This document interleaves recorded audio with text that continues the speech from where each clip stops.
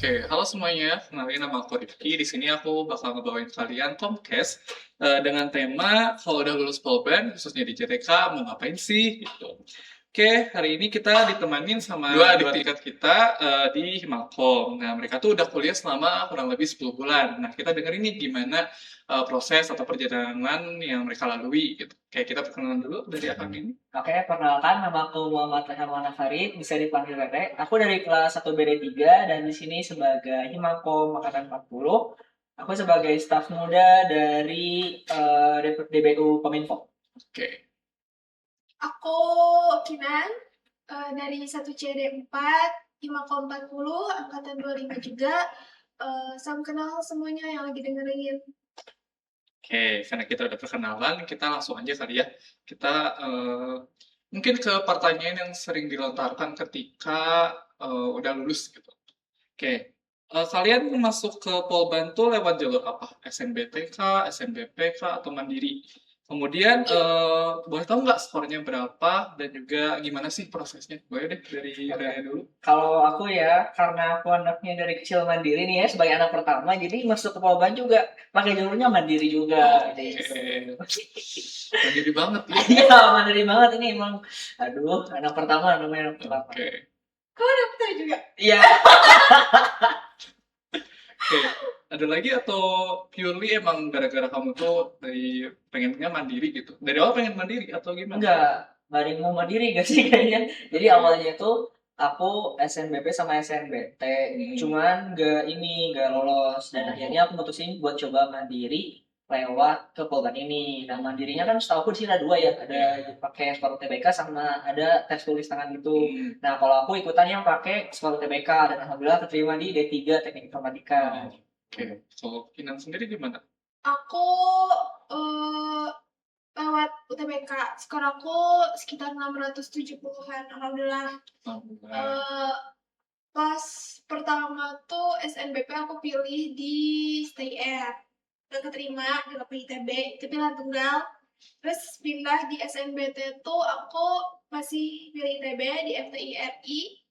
Baru pilihan keduanya tuh JTK Polban ini. Oke. Pas pembukaan tuh kayak gimana ya, sedih tapi seneng, gimana ya, kayak aku tuh sedih tapi seneng. Tapi sedih, tapi seneng. Karena dia tuh biru tapi hasilnya tuh Polban gitu loh.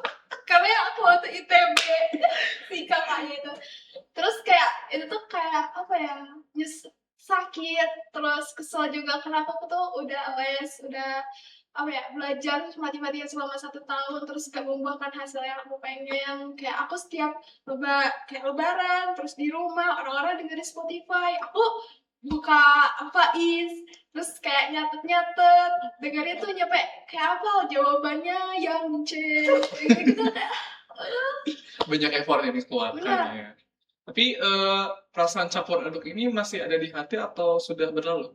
aku sampai sekarang masih belum menerima sih, tapi kayak aku tuh yaudahlah cobain aja lah dulu lah, coba yang mana ini. Kalau kamu buka sama keluarga juga nggak?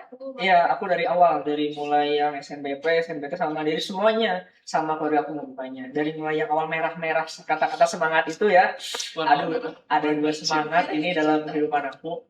Nah, sampai akhirnya yang Mandiri akhirnya dapat tulisan selamat, itu aku ngebukanya sama keluarga aku. Ini aku ingat banget waktu Mandiri itu pengumumannya kan dimajuin dari jadwal yang seharusnya. Jadi aku baru buka tuh pas aku bangun tidur, aku baru bangun tidur, terus aku dapat info dari teman aku kalau misalnya yang Polban Jalur Mandiri ini tuh udah dibuka pengumumannya. Terus akhirnya aku langsung turun ke bawah kan. Terus aku buka baru dan alhamdulillah aku keterima di golongan yang pertama di D3 Informatika. Jadi kayak ya udah alhamdulillah seenggaknya masih bisa ngelanjutin pendidikan aku. Iya. Ya. Oke. Oke, mungkin kalau dari Kinan sendiri berarti pilihan ketiga ya? Atau Aku pilihan kedua. di Polban tuh? Oke, kalau di Rere sendiri pilihan langsung ke Polban ya berarti ya? Iya, aku di SNBP sama SNBT nggak ada milih Polban awalnya malah. Aku di SNBP tuh milih ke ITS dulu, Teknik Informatika. Terus yang SNBT-nya aku itu ngambil ITB STK sama Unpad Ilmu Komunikasi. Soalnya aku sempat tertarik juga ya sama bidang ilmu komunikasi. Oke. Cuman karena nggak masuk dua-duanya, akhirnya aku tuh dapat rekomendasi dari orang tuaku kayak cobain dulu aja mandiri di Polban, soalnya Polban juga kan masih ada kaitannya sama ITB nih katanya nih. Jadi kayak Oke. iya masih ada kaitannya. Jadi aku kayak ya udah deh kita coba seenggaknya dulunya pernah di part of ITB. ITB. Oke, tapi mungkin secara sejarah memang benar Iya, ya. secara sejarah. Oke. Tapi karena ya sudah berpisah ya sekarang. Oke. Mungkin kalau aku dengar-dengar dari cerita Kinan, cerita Rere, berarti kan sakit banget ya, nggak sesuai dengan keinginan ya. Apalagi Kinan kan yang tadi cerita Lebaran, apa orang-orang dengar Spotify, kamu malah nyatet-nyatet ya. Iya. Oke. Untuk kebetulan lagi topik ini, tahun ini bakal UTBK lagi nggak? Dari kalian itu kepikiran? Aku enggak sih. Dari Kinan nggak? Kenapa? Karena apa ya? Pertama effortnya, terus kayak sayang banget, udah waktunya iya, effortnya iya, uangnya juga iya, udah masuk ke sini gitu kan. Terus kalau misalkan harus ngulang lagi jadi adik tingkat, kayaknya nggak dulu deh. Terus kayak apa ya? Pas aku fresh graduate dari SMA, maksudnya otak aku masih fresh, masih bisa nguasain Banyak materi-materi gitu itu, aku aja nggak bisa tembus ke ITB gitu.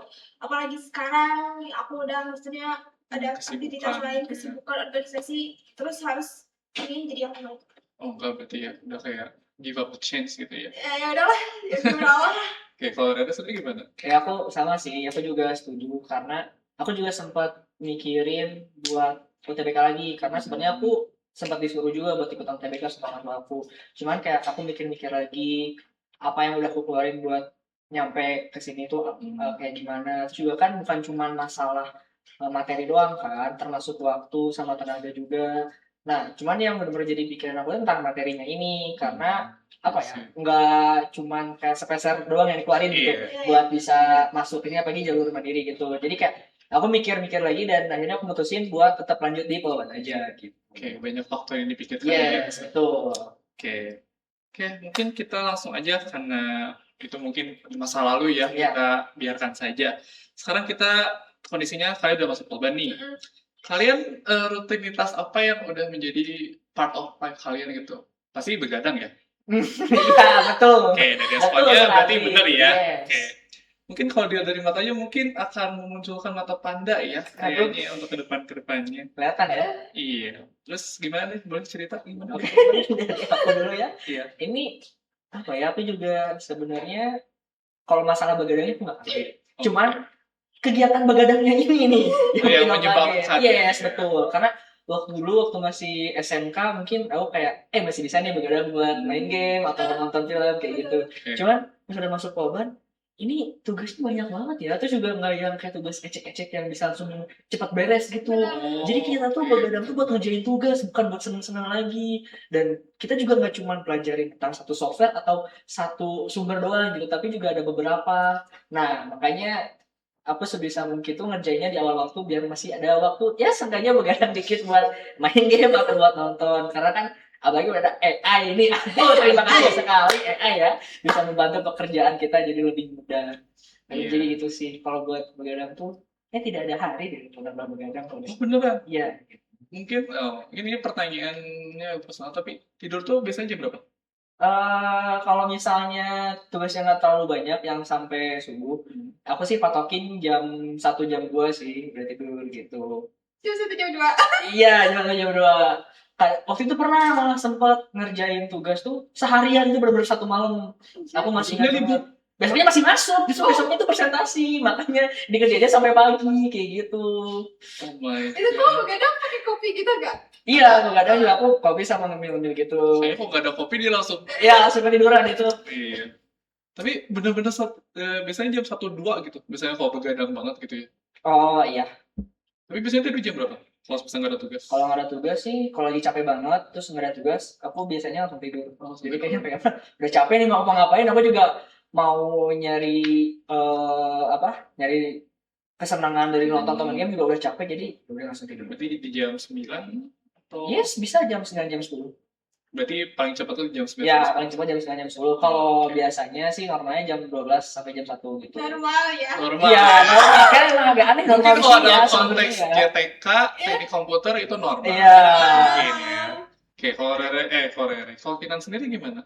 Aku Apakah sama kayak Rere gitu? Tidur jam 1-2 tuh normal? ya kadang pas masuk GTK udah jadi normal sih, udah kebiasaan. Kadang kayak kalau misalkan udah ngerjain tugas nih ya, misalkan ngerjain tugas tuh beresnya jam 12. Kalau habis itu tuh aku begadang lagi cuma buat nonton Drakor sama drakor. Karena aku tuh gak mau, aku tuh kayak ngerasa sibuk banget sampai gak bisa nge-scroll TikTok kayak gitu. Jadi kayak aku tuh punya target sama ini kan ya, episode Prinsip gitu keluar, ya. iya. Jadi harus tetap nonton walaupun tugasnya seabrek. Oke, paling lama tidur tuh di jam berapa berarti? Kalau misal mengikuti standar kamu gitu. Aku pernah sih nggak tidur tapi besoknya tepar. Jadi nggak sampai tidur di kelas kan? Enggak. Kayak kejauhan. Kayak kejauhan. Iya, iya. Oke. Eh, Mungkin kita karena kita lagi ngomongin begadang kali ya, mungkin nggak luput juga dari mata kuliah nih. Dari Rere sama Kinan sendiri, mata kuliah apa yang paling susah gitu? Di D3 sama di D4? Oke. Dari aku dulu kali ya. Iya. Ini kayaknya aku ceritain yang dari semester 1 aja, soalnya yang benar-benar kerasa banget nih kultur shock di aku tuh waktu semester 1. Soalnya kalau semester 2 kan seenggaknya udah adaptasi dulu nih Iya. dari semester 1-nya. Nah, kalau menurut aku yang pertama itu matematika terapan. Soalnya aku kan dari SMK nih ya, yang dimana basic matematikanya itu nggak sebanyak dan nggak sedalam yang SMA, betul. Nah, jadi waktu aku masuk ke dunia polban, dunia kelas tuh, yang aku mikir ini rumus apa nih? Kenapa di SMK tidak ada seperti ini? Jadi aku tuh mau nggak mau harus pelajarin lagi sendiri biar bisa ngejar yang lain kayak gitu. Iya. Nah, terus juga sama yang satu lagi ada salah satu pemrograman. Harusnya sebagai aku yang notabene sebagai anak SMK. iya SMK yang RPL masih selinear, harusnya kan aku bisa kan. Aku Iya. juga awalnya mikir kayak gitu. Cuman ternyata fokus bidang yang didalemin di DDP ini tuh beda sama di SMK aku. Yang di SMK aku itu lebih fokus ke pembuatan aplikasi, Prakteknya yes, gitu ya. pembuatan web sama UI UX. Sedangkan di sini kan kita ngebahasnya tentang algoritma, tentang dasar-dasar dari pemrograman itu. Iya. Aku juga sempat ada sih belajar kayak gitu, cuman gak sedalam di sini. Makanya aku masih perlu belajar lagi dan belajar sendiri buat di rumah untuk DDP ini. Iya, kayak mungkin kayak membenarkan fondasi yang Iya, kamu buat ya. betul. Jadi kayak DDP itu level 1, yang di SMA itu level 2. Iya. Tapi kamu langsung level 2, Iya, level makanya. 1. Iya, benar. Makanya kamu kayak ngerasa kayak ini nggak pernah diajarin Iya, di jadi aku SMA juga gitu ya. mau belajarin yang itu dulu. Iya, benar. Oke, kalau Kinan sendiri gimana? Dari mata kuliah yang susah gitu menurut Kinan? Apa ya? Aku karena aku basicnya dari SMA, jadi aku nggak terlalu ngeh sama apa ya? Bahasa Komputer pemrograman gitu ya. gitu kan. Karena aku juga pernah kurikulum merdeka gitu kan. Aku ngambil beberapa mata pelajaran, di situ ada informatika sih, tapi yang dipelajarinnya tuh nggak serumit yang di JTK Polban gitu. Terus kayak aku pas masuk tuh ngeliat orang-orang tuh kayak udah belajar Basic gitu ya. ada belajar bahasa pemrograman sendiri. Aku tuh jadi kayak ini orang-orang pada ngomongin apa ya? Kalau pas awal semester satu tuh masih enak tuh, kayak belajarnya cuma tentang flowchart, pseudocode, algoritma. Nah ini nih semester 2 full ngomong AI semua udah cloud. Sampai limit Ya, ya? limit. Atau harus sampai bikin akun baru terus limit? Nah itu, BTW aku udah kayak lebih dari 4. Tapi itu tuh untuk membantu ya, untuk memahami juga ya. Oke, mungkin kalau dari cerita-cerita kayak banyak ya, maksudnya itu kayak perjalanan yang dilalui, apalagi di D4 sendiri mungkin beda ya sama di D3 kan. Soalnya di D3 tuh full development, Iya. dan D4 sendiri tuh emang fokusnya di data ya. Oke, mungkin kita singkirkan dulu topik perkuliahan ini, kita fokus ke topik Himakom. Soalnya kan tadi diperkenalkan kan kalian tuh dari Himakom 40 nih. Oke, boleh nggak ceritain kenapa sih kalian tuh mau masuk Himakom? Mungkin dari Kinan dulu atau mau dari Rera dulu? Dari aku udah oke, boleh nih. Kalau aku sih emang dari awal pas mau masuk kuliah tuh udah nargetin aku mau ikutan organisasi. Dari awal Ya, gitu ya. dan setelah aku masuk Polban, awalnya malah aku tertarik buat ikutan organisasi pusat, entah itu BEM atau MPM. Oke. Nah, cuman setelah aku merasakan hektik dan juga gedebak-gedebuk di Polban, aku jadi mikir-mikir lagi kayak agak susah deh buat aku ngatur waktunya. Soalnya kan waktu itu aku juga masih belum tahu nih kondisi di Polban tuh kayak gimana kan. Oke. Dan sepengalaman aku ke awal itu hektik banget. Jadi kayak aku nggak mau ngambil risiko terlalu jauh deh. Soalnya menurut aku juga kan kuliah itu nggak bisa dibilang apa ya, nggak bisa dipandang sebelah mata gitu buat penugasannya. Makanya akhirnya aku nggak jadi ikutan organisasi pusat, tapi aku masih tetap ikutan himpunan karena emang aku tuh mau organisasi aku tuh tetap lanjut. Soalnya aku di SMK kan dulu sempat ikutan organisasi juga.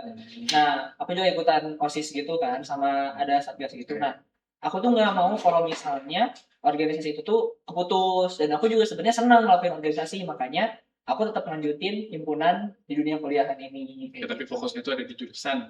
Ya, fokusnya ada di jurusan. Oke. Gitu. Mungkin ya mempertimbangkan juga ya, apalagi tadi dengar cerita juga kan tidur jam 1 Iya, makanya. kayak kebayang gitu kalau misal kita ikut organisasi pusat gitu, mungkin kamu nggak bakal tidur. Iya, kayaknya akan tidur kali ya. Kayak mungkin tiap hari megang laptop. Oh, apalagi kalau nggak salah tuh kamu tuh di humas ya? Iya, aku waktu SMK itu di humas. Nah, makanya aku ingin lanjutin lagi, sebenarnya ingin lanjutin di bidang humas lagi sih. Cuman karena aku ngerasanya kalau di sini tuh aku lebih tertarik ke Kominfo karena kan kemarin sempat ada ini kan kayak pengenalan departemen gitu. Nah, aku tuh ngerasa Kominfo tuh punya daya tarik sendiri dan aku juga kayak ini kayaknya seru nih masuk Kominfo nih gitu. Tapi bukan berarti ini ya, bukan berarti lu di sini nggak seru ya, cuman kayak enggak berarti Kita nggak jemput ya? ya, aku namanya ada yang salah paham nih. Nah, cuman Klarifikasi guys. ya, cuman emang aku pengen hal yang beda gitu. Aku pengen coba belajar lagi gitu. Kayak gitu sih kalau aku. Oke, kalau Rere sendiri? Kinan. Maaf. Aku ikut organisasi Himapom karena sebenarnya mau aja sih. FOMO karena ngeliat teman-teman aku tuh udah pada macam-macam sendiri, ada yang masuk MPA pusat itu, MPA Himapom, terus sisanya Himapom, terus aku kayak mikir kalau misalkan aku jadi pengangguran sendiri kan kayaknya nggak Di enak manusia nih, kupu-kupu, mahasiswa kupu-kupu. terus jadi kayak aku mendingan ikutan sama mereka juga deh, ya aku daftar lah ke Kominfo ini, ya walaupun tugas aku nggak dikerjain semua, alhamdulillahnya Kominfo mau menerima aku. Oke, tapi mungkin pertanyaannya, kamu masuk Kominfo itu purely karena pengen ngedesain atau suka desain atau gimana? Aku dulunya pas di SMA aku join organisasi itu di bidang broadcast podcast kayak gitu.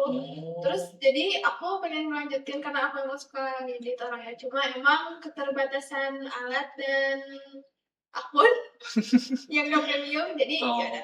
Oke. Berarti di Kominfo sendiri sebenarnya ada Comcast ya, seperti yang kita lakuin sekarang. Berarti ini tuh secara tidak langsung linear ya?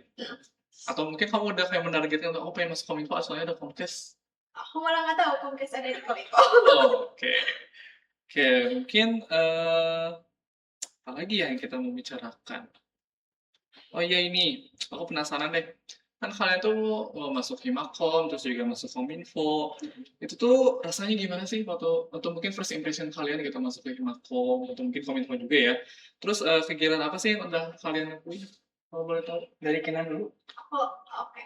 Aku alhamdulillah masuk Kominfo karena menurut aku cuttingnya baik-baik. Asik, baik-baik. baik. Terus kayak kalau misalkan aku butuh sesuatu tuh dibantuin, teh ini aku kayak kurang ini nih, nggak bisa, ini aku agak sibuk, dibantuin. Terus kayak dirangkul, diajakin makan, kayak gitu-gitu, kayak aku senang, terus kayak dikasih jajanan. Oh iya, banyak.